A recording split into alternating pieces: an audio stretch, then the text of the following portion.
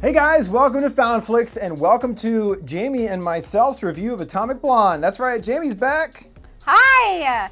You might remember me from my very well-received analysis of Phantasm. That had a lot of likes on that one. Yeah, and my also very hated review of Alien Resurrection. Yeah. So I'm back for more love and hate. And support from the YouTube audience. Thanks, guys. You've come to the right place. Love ya. Well, we're here to talk to you today about Atomic Blonde, the new action thriller starring Charlize Theron. She plays a spy in the 80s around the time of the fall of the Berlin Wall, and it's based on a comic book, which I didn't know either. I didn't either. Well, I guess the big question, would you say it's worth going to see? Well, she's fantastic. I know, it's all a vehicle for Charlize. I mean, first and foremost, Sure. It feels like it is. Her only other real action role similarly to that would be... Mad Max.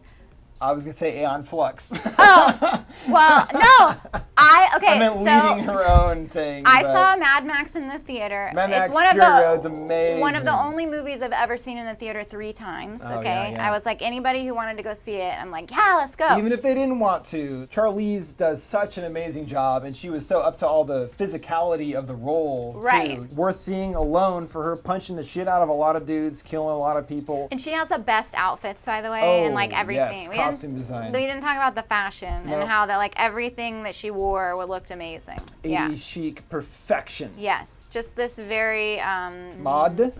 Yeah, it's more. I mean, I would say in the sense of the spy movies that I feel like it's kind of doing its own take on. A lot of those are beholden to James Bond in the 60s style. Sure, so they're very and so this is the 80s fashion style. oriented. It's the fashion, it's the neon colors and stuff like that, which visually is more interesting and not as maybe dry as the James Bond films or something like that. Right. You know what I mean? A big part of the overall style of the movie is tied to that big 80s music. Well, it's like you couldn't have an action scene without a badass 80s song playing. Yeah. And at first it was like the first 3 songs. New Order within like seconds of the movie. I was like, these are some of my favorite songs. Yeah, this is awesome. But then you realize that it was like, okay, every time there's an action sequence, we have a badass 80s song playing, and it got to be a little bit it was kind of almost gimmicky in the sense of, we had talked about that with Baby Driver, where it feels like it uses its soundtrack in an organic, natural way. Yeah.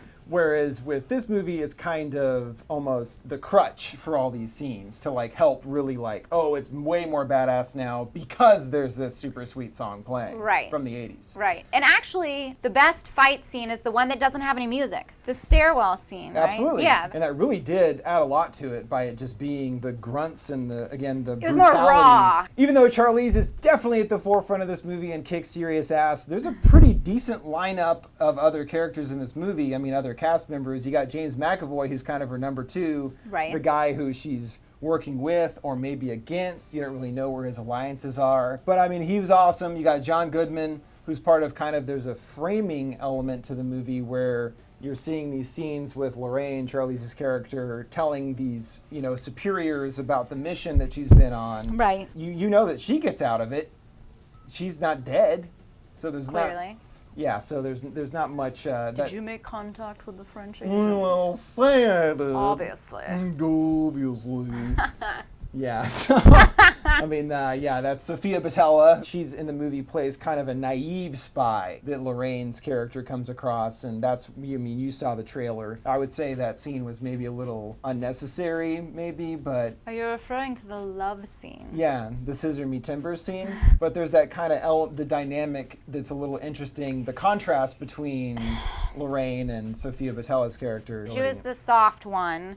Yes. And then it gave that female juxtaposition of like, Charlize is the hardened older version and Sophia's the younger, more innocent version. Right. Yes. Yeah. So that's why it's like she's attracted to her because of that, specifically seeing herself as when she first started, before she's become this hardened, kind of badass. Right. Well, and I also think she had this, because of that, she had this desire to protect her. So, in a lot of the love scenes that we see of them, in bed together afterward, for Charlize is kind of being the man, where she's, Sophia's got her head cradled in her, and she's smoking a cigarette or whatever, and so she's obviously the more dominant one in that situation as the protector. I mean, they clearly set it up for a sequel. Yep. With this one, I felt like I got it all. I got what I needed out of the universe. Rick left me wanting more because it had these grander scope things, which I feel like they maybe tied up too many of those things. Not in a bad way, but it felt more complete in that sense. I also think that the emotional intensity for me was more there with John Wick, where it was like his wife had died from this disease, and then his fucking puppy is killed. Who kills a fucking puppy? People that deserve to burn in hell. People that deserve for you to get shot up and run over with your car and all that sort of stuff. So that's why they didn't quite give Charlize Theron the same depth in that sense. Well, we didn't feel it as much. we didn't even realize it and give it more credit until we had to think about it, and then we were like, oh, okay, I see what they were trying to do, and I still didn't feel that same, emotional connection to the main character. It's like they basically, killing a puppy, killing the mummy. Right. I mean, that's part of the core concept is it's less emotionally involved. I was just thinking that. Because of that's her character. Yes. Yeah. So, but that still makes it... Because you can't be. But unless it's an easy out. It's like, we're giving them way too much credit. We went way too many levels down. I wish there was a little more depth to it, but the action's badass. It is.